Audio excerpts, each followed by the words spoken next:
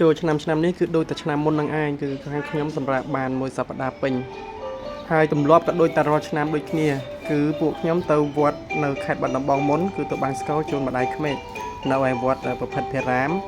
នៅជិតសាលាព្រះមនីវង្សហ្នឹងហើយតែយទានដែលពួកខ្ញុំបានយកមកនេះគឺមានដូចជាទឹកសុទ្ធមានសងមាន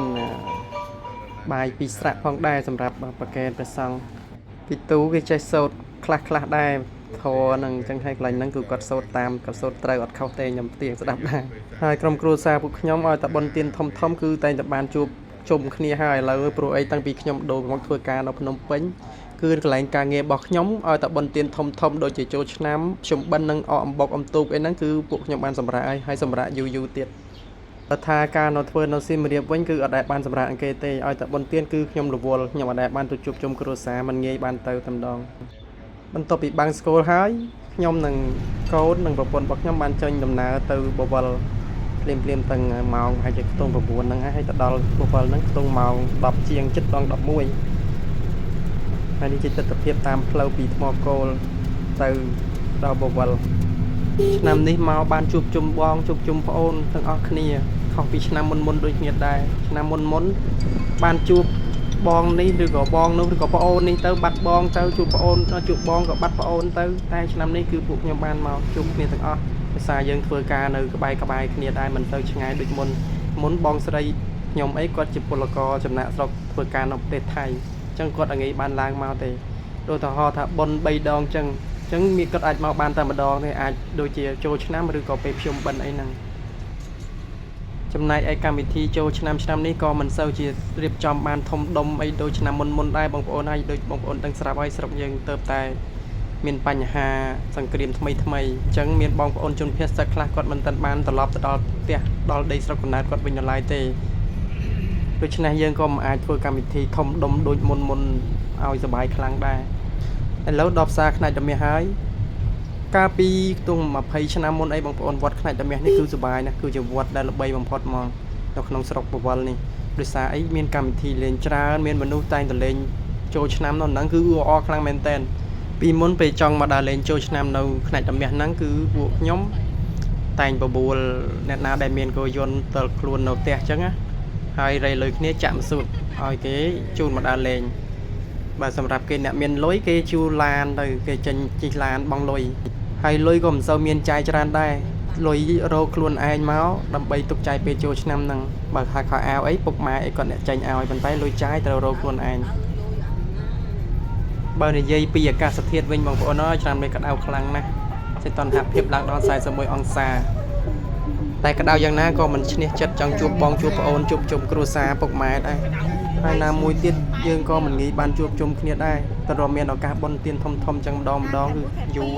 ជិះមកស្របតាមផ្លូវមិញហ្នឹងឃើញរោងការមួយក៏នាំគ្នាលន់មាត់ថាឲ្យនឹងក្តៅយ៉ាងណាទេក៏បានការហ្នឹងញ៉ាំពេលយប់ទៅមិនអីទេលេងញ៉ាំពេលថ្ងៃអីងាប់ហើយគ្មានសល់សៅអីលើមុខទេហូរអស់ហើយតាមញើសបាទជីមិនបានប្រមាណផងឥឡូវយើងមកដល់ទីរំស្រុកបវលហើយខាងមុខនៅខាងឆ្វេងដៃនេះគឺជា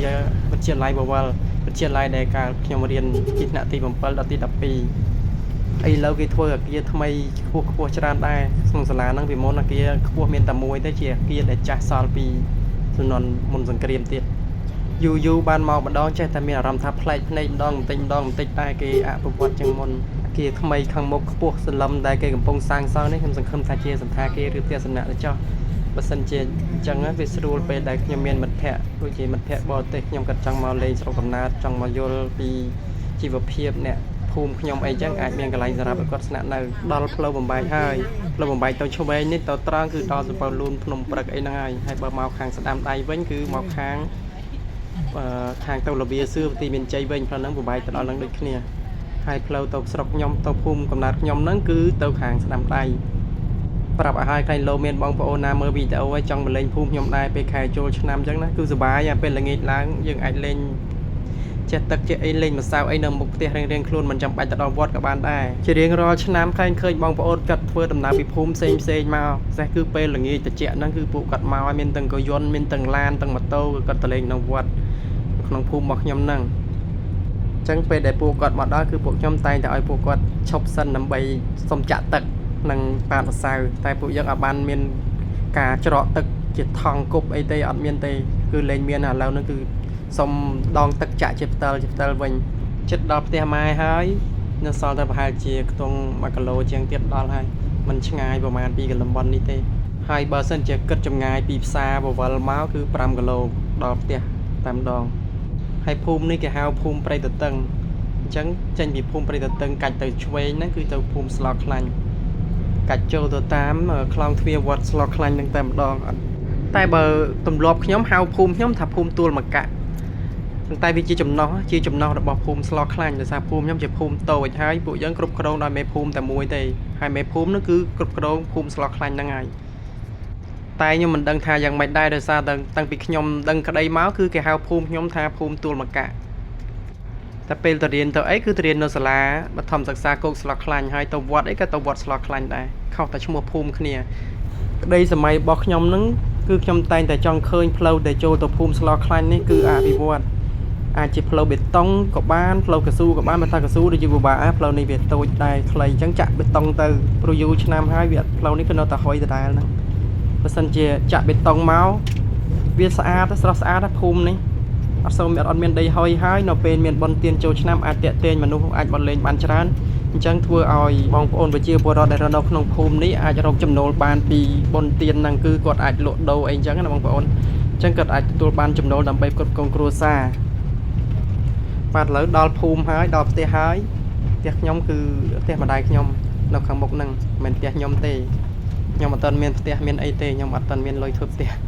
កើតគឺនៅខាងឆ្វេងអស់ខាងស្ដាំដៃនេះហើយផ្ទះនេះហើយដល់ហើយអរគុណបងប្អូនសម្រាប់ការទស្សនា